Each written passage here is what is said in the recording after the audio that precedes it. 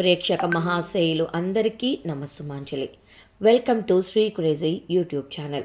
కార్తీక మహాపురాణం 28వ రోజు పారాయణం 25వ అధ్యాయం. శ్రీకృష్ణుడు చెబుతున్నాడు, సత్యభామ నారద ప్రోక్తులైన సంగతులతో ఆశ్చర్య మనస్సుడైన పృథువు ఆ ఋషిని పూజించి అతని వద్ద సెలవు తీసుకున్నాడు. ఆ కారణంగా ఈ 3 వ్రతాలు కూడా నాకు అత్యంత ప్రీతిపాత్రలై ఉన్నాయి. మాఘ కార్తీక వ్రతములు లాగానే తిథులలో ఏకాదశి, క్షేత్రములలో ద్వారక నాకు అత్యంత ప్రియమైనవి సుమా. ఎవరైతే వీటిని విధి విధానంగా ఆచరిస్తారో వాళ్ళు నాకు యజ్ఞాతి క్రతు కర్మగాండలు చేసిన వారి కంటే కూడా చేరువ సన్నిహితులవుతున్నారు. అటువంటి వాళ్ళు నా కరుణాపూర్ణులై పాపభీతి లేని వాళ్ళవుతారు. శ్రీకృష్ణ వచనామృత శ్రవణజాత విస్మయమైన సత్యభామ, స్వామి, ధర్మదత్తుని చేత ఆరబోయబడిన పుణ్యం వలన కలహకు కైవల్యం లభించింది. కేవలం కార్తీక స్నాన పుణ్యం వలన రాజద్రోహాది పాపాలు పటాపంచలైపోతున్నాయి. స్వయంకృతలో కర్తల నుండి దత్తములు అయినవి సరే, అలా కాకుండా మానవ జాతికి పాపపుణ్యాలు ఏర్పడే విధానం ఏమిటి, దానిని వివరించు అని కోరడంతో గోవిందుడు చెప్పసాగాడు. పాప పుణ్యములు ఏర్పడు విధానము. ప్రియా, కృతయుగంలో చేయబడిన పాపపుణ్యాలు గ్రామానికి, ద్వాపరయుగంలోనివి వారి వారి వంశాలకి చెందేవి. కలియుగంలో చేయబడిన కర్మఫలం మాత్రం కేవలం ఆ కర్తకొకడికే సిద్ధిస్తుంది. సంసర్గరహిత సమాయుత్తలమయ్యే పాపపుణ్యాలను గురించి చెబుతాను విను. ఫలాపేక్ష కలిగిన మానవుడు ఒక పాత్రలో భుజించడం వలన, ఒక స్త్రీతో రమించడం వలన కలిగే పాపపుణ్యములను తప్పనిసరిగాను సంపూర్తిగాను అనుభవిస్తున్నాడు. వేలాది బోధనల వలన, యజ్ఞము చేయడం వలన, పంక్తి భోజనం చేయడం వలన కలిగే పాపపుణ్యములలో 4వ వంతును మాత్రమే పొందుతున్నాడు. ఇతరులచే చేయబడే పాపపుణ్యాలను చూడడం వలన, తల వంచుకోవటం వలన అందులోని 100వ భాగాన్ని తాను పొందు. ఇతరులను దూషించేవాడు, తృణీకరించేవాడు, చెడుగా మాట్లాడేవాడు, పితిరీలు చేసేవాడు, వీడు ఇతరుల పాపాలను తాను పుచ్చుకుని పుణ్యాన్ని జారవిడుచుకుంటున్నాడని తెలుసుకో.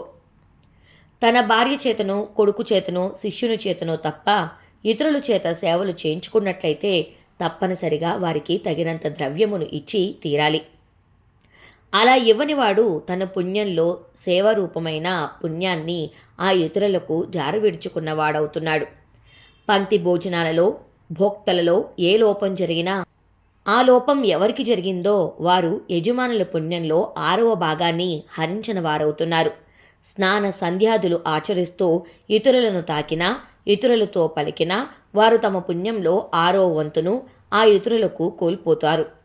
ఎవరి నుండైనా యాచన చేసి తెచ్చిన ధనంతో ఆచరించిన సత్కర్మ వలన కలిగే పుణ్యం ధనమిచ్చిన వానికే చెందుతుంది.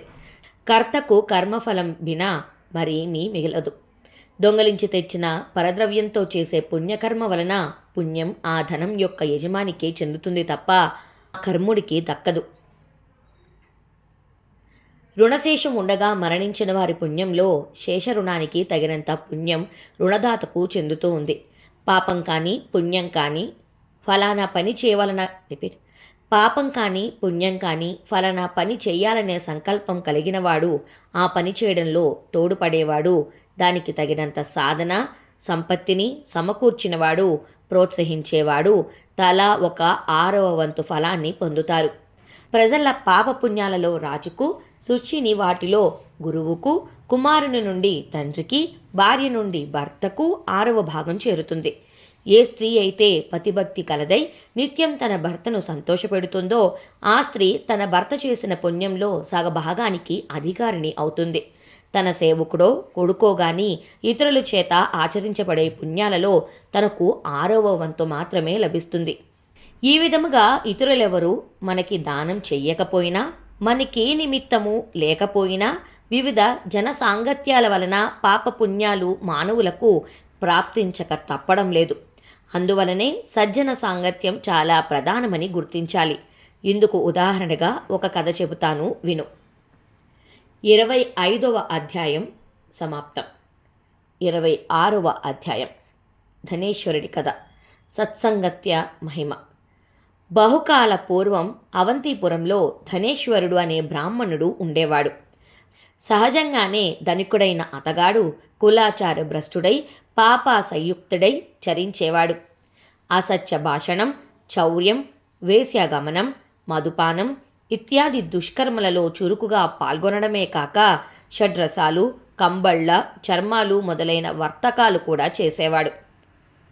వర్తకం నిమిత్తం ఒక దేశం నుండి మరొక దేశానికి వెళ్ళడం అతనికి అలవాటు.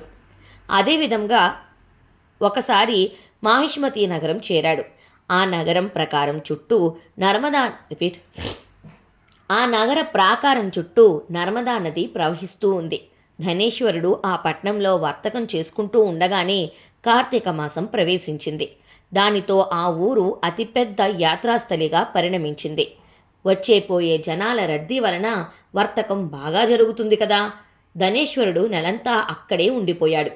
వర్తక లక్ష్యంతో ప్రతిరోజు నర్మదా తీరంలో సంచరిస్తూ అక్కడ స్నాన జప దేవతార్చన విధులు నిర్వహిస్తున్న వారిని చూశాడు. నృత్యగాన మంగళ వాయిద్యాయంతం హరికీర్తనలను కథలను ఆలపించేవారు. విష్ణుముద్రలను ధరించిన వాళ్ళు, తులసీమాలలతో అలరాలుతున్న వాళ్ళు ఆయన భక్తులను చూశారు. చూడటమే కాదు, నెల పొడుగునా తానక్కడే మసులుతుండటం వలన వారితో పరిచయం కలిగింది. వారితో సంభాషిస్తూ ఉండేవాడు. ఎందరో పుణ్యపురుషులను స్వయంగా స్మృశించాడు. తుదకు ఆ సజ్జన సాంగత్యం వలన అప్పుడప్పుడు విష్ణునామోచ్చరణం కూడా చేసేవాడు. నెల రోజులు ఇట్టే గడిచిపోయాయి. కార్తీక ఉద్యాపనా విధిని, విష్ణు జాగారాన్ని కూడా దర్శించాడా ధనేశ్వరుడు. పౌర్ణమి నాడు గోబ్రాహ్మణ పూజలు ఆచరించి దక్షిణ భోజనాదులను సమర్పించే వ్రతస్థులను చూశాడు. పిదప సాయంకాలం శివప్రీత్యాధ్యం చేయబడే దీపోత్సవాలను తిలకించాడు. సత్యభామ, నాకు అత్యంత ప్రీతికరమైన కార్తీక మాసంలో శివారాధన దేనికి అని ఆశ్చర్యపడకు సుమా. ఎవరైతే నన్ను శివుణ్ణి భేదాభావంతో చూస్తారో వారి యొక్క సమస్తమైన పుణ్య కర్మలు కూడా వృధా అయిపోతాయి. అదీకాక ఆ శివుడు కార్తీక పౌర్ణమి నాడే త్రిపుర సంహారం చేసిన వాడవడం చేత కూడా ఆయన రోజున ఆరాధిస్తారు. ఇక ధనేశ్వరుడి పూజా మహోత్సవాలన్నిటినీ ఎంతో ఆశ్చర్యంతోనూ వాంఛతోనూ చూస్తూ అక్కడక్కడే తిరుగుతున్నాడు. కానీ ఆ సమయంలోనే కాలవసాన ఒక కృష్ణసర్పం అతన్ని కాటువేయడం, తక్షణమే స్పృహ కోల్పోవడం, అపస్మారకంలో ఉన్న అతగాడిని అక్కడి భక్తులు తులసీ తీర్థంతో సేవించడం, అనంతరం క్షణంలోనే ధనేశ్వరుడు దేహత్యాగం చేయడం జరిగింది. మరుక్షణమే యమదూతలు వచ్చి అతని జీవుని పాశబుద్ధిని చేసి కొరడాలతో మోదుతూ యముని వద్దకు తీసుకువెళ్లారు. యముడు అతని పాపపుణ్యాల గురించి విచారణ ఆరంభించగా చిత్రగుప్తుడు, హే ధర్మరాజా, వీడు ఆగర్భ పాపాత్ముడే గాని అణువంతైన పుణ్యం చేసిన వాడు కాడని చెప్పాడు. ఆ మాట మీద దందర్ఘుడు తన దూతల చేత ధనేశ్వరుడి తలను చెదక్కొట్టించి కుంభీపాకంలో నరకంలో పారవేయించారు. కానీ ధనేశ్వరుడు ఆ నరకంలో పడగానే అక్కడి అగ్నులు చప్పగా చల్లారిపోయాయి. ఆశ్చర్యపడిన దూతలు విషయాన్ని కాలునికి విన్నవించారు. అంతకంటే అబ్బురపడిన నరకాధీశుడు తక్షణమే ధనేశ్వరునిని తన కొలువుకు పిలిపించి పునర్విచారణను తలపెడుతుండగా అక్కడికి విచ్చేసిన దేవర్షి నారదుడు, ఓ ధర్మరాజా, ఈ ధనేశ్వరుడు తన చివరి రోజుల్లో నరక నివారకాలమైన పుణ్యాలను ఆచరించాడు కనుక ఇతనిని నీ నరకం ఏమీ చేయలేదు. ఎవరైతే పుణ్య పురుష దర్శన, స్పర్శన, భాషణలకు పాత్రులో వారు సజ్జనుల యొక్క పుణ్యంలో 6వ భాగాన్ని పొందుతున్నారు. అటువంటిది ధనేశ్వరుడు ఒక నెల రోజుల పాటు కార్తీక వ్రతస్థులైన ఎందరెందరూ పుణ్యాత్ములతో సాంగత్యం చేసి విశేష పుణ్య భాగాలను పొంది ఉన్నాడు. కార్తీక వ్రతస్థుల సహజీవనం వలన ఇతను కూడా సంపూర్ణ కార్తీక వ్రతఫలాన్ని ఆర్జించుకున్నాడు. అదీకాక అవసాన వేళ హరిభక్తుల చేత తులసీ తీర్థం పొందాడు.